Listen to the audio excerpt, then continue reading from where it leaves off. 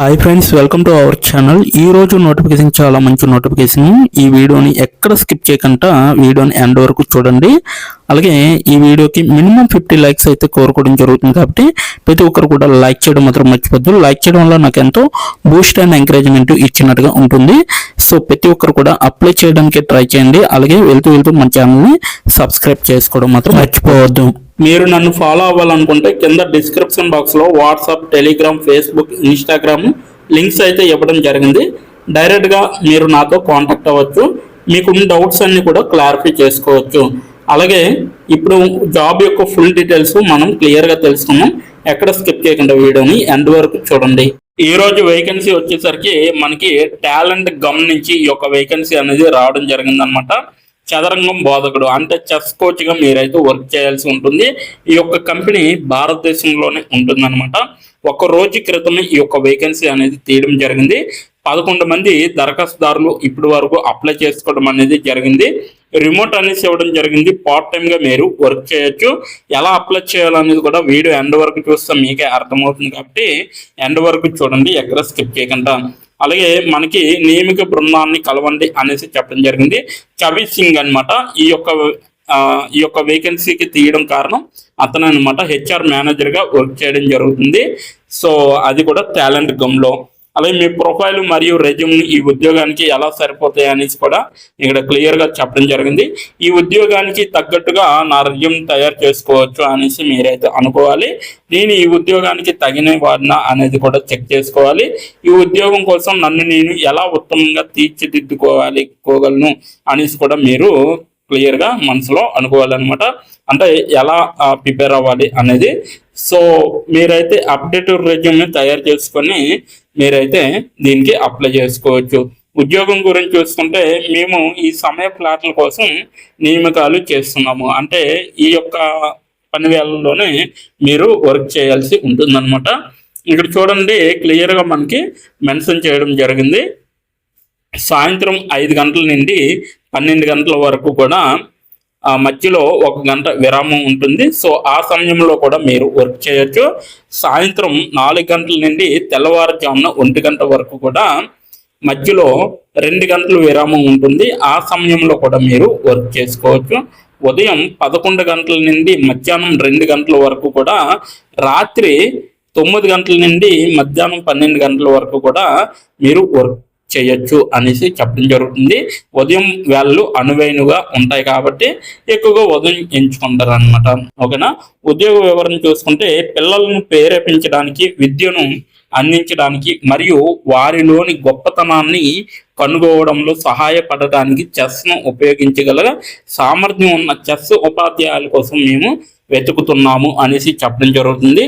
దయచేసి గమనించండి, మీరు ఉదయం, రాత్రి మరియు మధ్యాహ్నం 6 లేదా 8 గంటల షిఫ్ట్లో పనిచేయాల్సి ఉంటుంది. మీకు సౌకర్యంగా ఉంటేనే దరఖాస్తు చేసుకోండి అనేసి చెప్పడం జరుగుతుంది. చెస్ టీచర్ బాధ్యతలు అనమాట.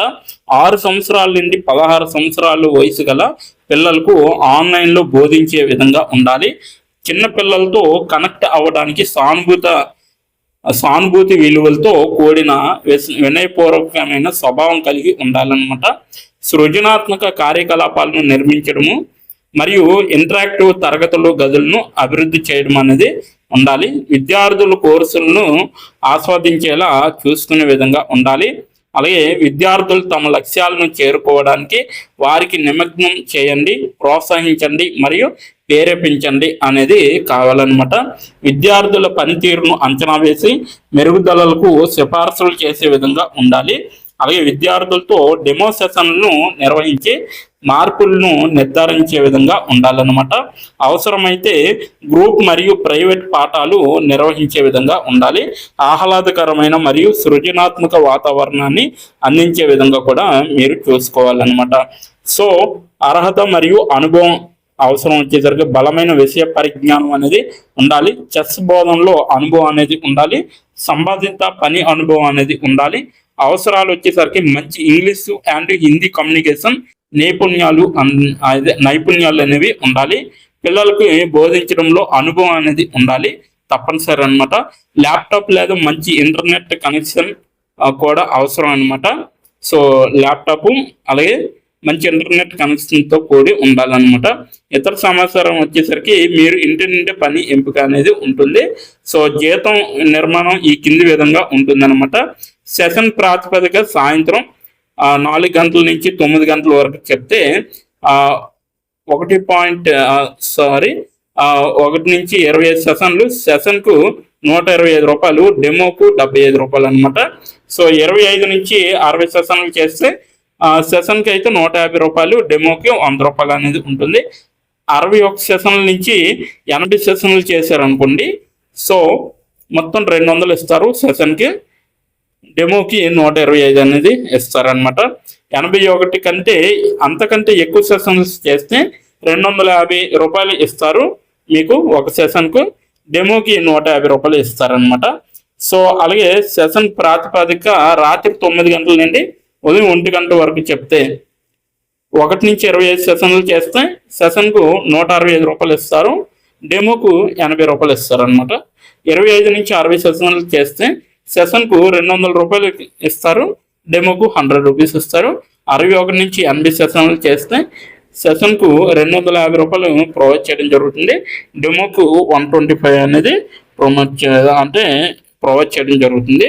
81 కంటే ఎక్కువ సెషన్స్ చేస్తే సెషన్కు 300 రూపాయలు ఇస్తారు, డెమోకు 150 రూపాయలు అనేది ఇవ్వడం జరుగుతుంది.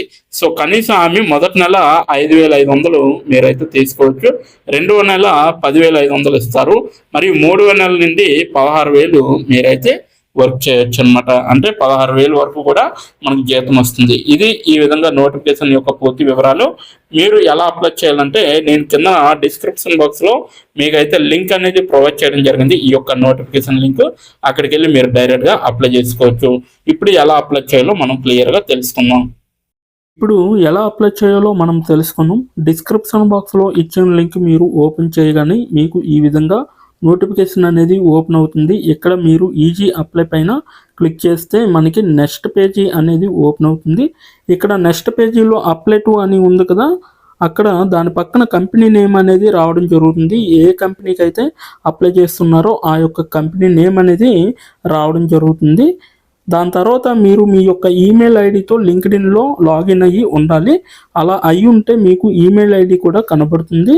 ఫోన్ కంట్రీ కోడ్ అనేది కూడా కనబడుతుంది. అక్కడ మీ యొక్క ఫోన్ కంట్రీ కోడ్ని మీరు ఎంటర్ చేయాలి. మనది ఇండియా కాబట్టి +91 అని ఉంటుంది. మొబైల్ ఫోన్ నెంబర్ ఉంది కదా, అక్కడ కూడా మీ యొక్క పర్మనెంట్ మొబైల్ నెంబర్ అనేది ఇవ్వాలి. తర్వాత మీరు నెక్స్ట్ అనే ఆప్షన్ పైన క్లిక్ చేయాలి. నెక్స్ట్ పేజీకి తీసుకువెళ్తుంది. ఇక్కడ మీరు మీ యొక్క రెజ్యూమ్ అనేది అప్లోడ్ చేయాలి. డాక్యుమెంట్లో కానీ పీడిఎఫ్లో కానీ రెజ్యూమ్ని అప్లోడ్ చేయాలి. మినిమం రెజ్యూమ్ అనేది 2 MBలో ఉండాలి. అప్లోడ్ చేశాక నెక్స్ట్ అనే ఆప్షన్ పైన క్లిక్ చేయాలి. మనల్ని జాబ్కి కావలసిన కొన్ని క్వశ్చన్స్ అడగడం జరుగుతుంది. అవి ఏమిటంటే ఇప్పుడు చూడండి, మీరు how many years of work experience అని అడుగుతుంది. ఎక్స్పీరియన్స్ లేకపోతే నో ఎక్స్పీరియన్స్ అనేది మీరు మెన్షన్ చేయాలి, ఎస్ ఆర్ నో అనేది. అది కూడా ఎటువంటి ఎక్స్పీరియన్స్ అవసరం లేదు అని అప్లికేషన్లో మెన్షన్ చేస్తే అప్పుడు మీరు నో ఎక్స్పీరియన్స్ అని టైప్ చేయాలి. ఎక్స్పీరియన్స్ ఉన్నవాళ్ళు కంపెనీ నేము, ఏ కేటగిరీలో వర్క్ చేశారు, కేటగిరీ నేమ్ అనేది ఇవ్వాలి. కంపెనీలో ఎప్పుడైతే జాయిన్ అయ్యారో స్టార్ట్ డేట్ అనేది ఇవ్వాలి. మీరు ఎప్పుడు మానివేశారో అంటే ఆ కంపెనీ నుంచి మీరు ఎప్పుడు లీవ్ అయ్యారో ఎండ్ డేట్ కూడా మీరు ఇవ్వాలి. CTC total package of year అంటే మీకు పర్ ఇయర్కి ఎంత ప్యాకేజ్ వచ్చిందనేది కూడా మీరు మెన్షన్ చేయాలి. ఎక్స్పీరియన్స్ లేని వాళ్ళు కంపెనీ నేము, starting date, end date, CTC ఇవేమీ ఇవ్వక్కర్లేదన్నమాట. నెక్స్ట్ వన్ చూసుకుంటే what is your level of proficiency in English అంటే మీకు ఇంగ్లీష్లో ఎంత ప్రావీణ్యం ఉందో వీళ్ళైతే అడగడం జరుగుతుంది. ఎక్సలెంట్ అయితే ఎక్సలెంట్, గుడ్ అయితే గుడ్, యావరేజ్ అయితే యావరేజ్, బిలో యావరేజ్ అయితే బిలో యావరేజ్, ఇలా ఇచ్చిన పాయింట్స్లో ఏవో ఒక ఆప్షన్ని మీరు సెలెక్ట్ చేసుకొని మీరైతే అక్కడ మెన్షన్ చేయాలి. నెక్స్ట్ పాయింట్ చూసుకుంటే హౌ మచ్ శాలరీ ఎక్స్పెక్టేషన్స్, ఈ కంపెనీ నుంచి మీకు ఎంత శాలరీ కావాలనేది అడగడం జరుగుతుంది. అది కూడా మీరు మెన్షన్ చేయొచ్చు. నెక్స్ట్ పాయింట్ చూసుకుంటే how did you see this job, అంటే మీరు ఈ జాబ్ని ఎక్కడి నుంచి చూసారో అని అడగడం జరిగింది. సో మీరు యూట్యూబ్ అయితే యూట్యూబ్, ఫేస్బుక్ అయితే ఫేస్బుక్, ఇన్స్టాగ్రామ్ అయితే ఇన్స్టాగ్రామ్, లింక్డ్ఇన్ అయితే లింక్డ్ఇన్, నౌకరీ అయితే నౌకరీ. సో ఈ నాలుగిట్లో అంటే ఈ 5 రకాలలో మీరు ఎక్కడి నుంచి అయితే ఈ యొక్క జాబ్ పోస్టింగ్ని చూసారో సో అది మీరు మెన్షన్ చేయాలి. నెక్స్ట్ వన్ వచ్చేసరికి మీకు బ్రీఫ్ యువర్ సెల్ఫ్ ఇంట్రడక్షన్ అని ఉంటుంది. అక్కడ మీరు ఒక 5 or 10 లైన్స్ మీకోసం మీరు రాస్తే సరిపోతుందన్నమాట. ఫైనల్గా మీరు సబ్మిట్ యువర్ అప్లికేషన్ ఆప్షన్ పైన క్లిక్ చేస్తే మీ అప్లికేషన్ అనేది కంపెనీ వాళ్ళకి చేరుతుంది. మీ రెజ్యూమ్ని చూసి అలాగే మీ స్కిల్స్ని చూసి మీ డీటెయిల్స్ అన్నీ చూసి డైరెక్ట్గా మిమ్మల్ని కాంటాక్ట్ అవ్వడం అనేది జరుగుతుంది. లేదా మీరు ఇచ్చిన ఈమెయిల్కి ఇంటర్వ్యూ మెయిల్ పంపడం జరుగుతుందన్నమాట. అలాగే మీరు ఎప్పటికప్పుడు మీ యొక్క ఈమెయిల్ని చెక్ చేసుకోవాలి. సో ఇదన్నమాట మొత్తం అప్లై చేయవలసిన ప్రాసెస్. నోటిఫికేషన్ పూర్తి డీటెయిల్స్ చూస్తారు కదా, ఇంకెందుకు ఆలస్యం, వెంటనే అప్లై చేసుకోండి. ప్రతి ఒక్కరు కూడా ఈ నోటిఫికేషన్కి అప్లై చేసుకుంటారని కోరుకుంటున్నాను. ఇప్పటి వరకు ఈ వీడియోని చూసిన ప్రతి ఒక్కరికి చాలా చాలా థ్యాంక్స్ ఫర్ వాచింగ్.